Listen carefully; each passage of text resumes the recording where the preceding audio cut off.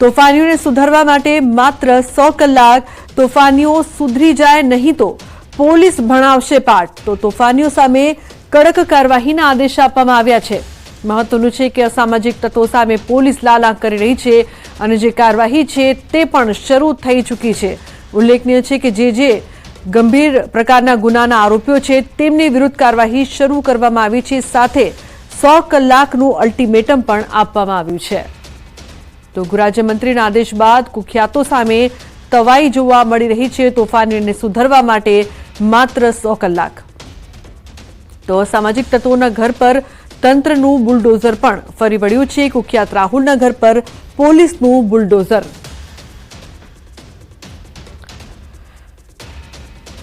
તો રાજ્ય પોલીસ વડાના આદેશના પગલે ઉધના પોલીસ એક્શનમાં છે। માથાભારે અને અસામાજિક તત્વોના ઘરો પર બુલડોઝર। માથાભારે છાપ ધરાવતા કુખ્યાત રાહુલના ઘર પર પોલીસનું બુલડોઝર। અસામાજિક તત્વો સામે સુરત પોલીસે કરી છે લાલ આંખ। રાજ્ય પોલીસ વડાના આદેશ અને સુરત પોલીસ કમિશનરની સૂચના અન્વયે કાર્યવાહી કરવામાં આવી રહી છે। ઉધના વિસ્તારમાં આવેલ આરોપીના ઘર પર બુલડોઝર અને ડિમોલેશનના હથોડા। આરોપી સામે કાયદાનો સકંજો વધુ મજબૂત રીતે કસાયો। તો આરોપી રાહુલ વિરુદ્ધ 23 જેટલા ગંભીર પ્રકારના ગુના છે। આરોપી વિરુદ્ધ હત્યા, મારામારી, ખંડણી, મિલકત પર કબજા સહિત ગંભીર પ્રકારના ગુના પણ દાખલ કરવામાં આવેલ છે। હાલ પણ આરોપી વિરુદ્ધ ગુજસીટોકનો ગુનો રજીસ્ટર્ડ છે। ઉધના પોલીસની કડક કાર્યવાહીના પગલે અન્ય આરોપીઓમાં ભારે ફફડાટ છે। તો કાયદામાં રહેશો તો ફાયદામાં રહેશોનો પાઠ આરોપીઓને ઉધના પોલીસે ભણાવ્યો છે।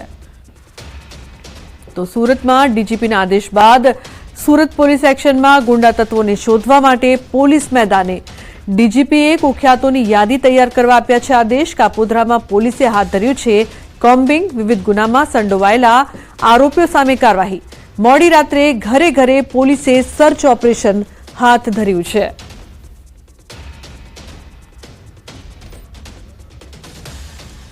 તો મોડી રાત્રે ઘરે ઘરે પોલીસે સર્ચ ઓપરેશન કર્યું છે। ડીજીપીના આદેશ બાદ હવે સુરત પોલીસ પણ એક્શનમાં આવી ગઈ છે, કારણ કે છેલ્લા લાંબા સમયથી સુરતમાં પણ અસામાજિક તત્વોનો આતંક સતત જોવા મળ્યો હતો। ડીજીપીએ કુખ્યાતોની યાદી તૈયાર કરવા માટે પણ આદેશ આપ્યો છે। કાપોદ્રા પોલીસે કોમ્બિંગ હાથ ધર્યું છે। જેટલા પણ જે ગુનેગારો છે તેમની લિસ્ટ પણ તૈયાર કરવામાં આવી રહી છે। સર્ચ ઓપરેશન કરવામાં આવી રહ્યું છે। ફક્ત સર્ચ ઓપરેશન નહીં પરંતુ કાર્યવાહી પણ।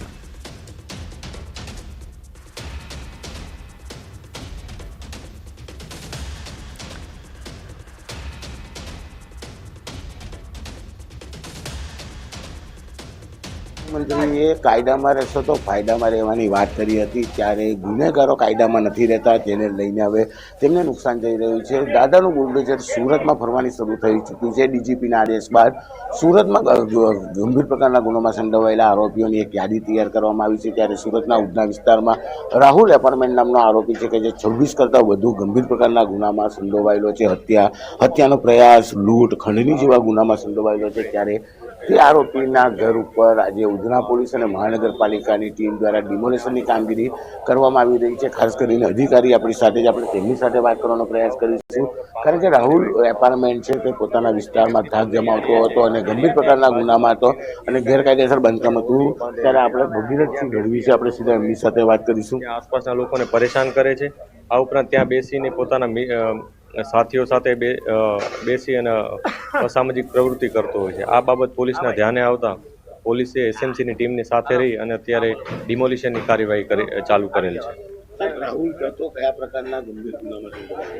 જે રાહુલ એપાર્ટમેન્ટ જેને કહે છે એ 302 એટલે કે જૂની 302 છે, કે જેમાં મર્ડર, આ ઉપરાંત એટેમ્પ ટુ મર્ડર, ખંડણી, લૂંટ વગેરે પ્રકારના ગંભીર ગુનાઓમાં એ સંડોવાયેલો હતો। એણે આસપાસના લોકોને પરેશાન કરવા માટે આ પ્રકારનું એક બાંધકામ કર્યું હતું, જ્યાં તેઓ બેસી રહેતા હતા। બેસી રહે એટલે લોકોને કારણ વગરની પરેશાની થાય, લોકોમાં બિનજરૂરી ભયનો માહોલ ફેલાય, એના અટકાવવા માટે જ અમે અત્યારે આ કાર્યવાહી કરી છે।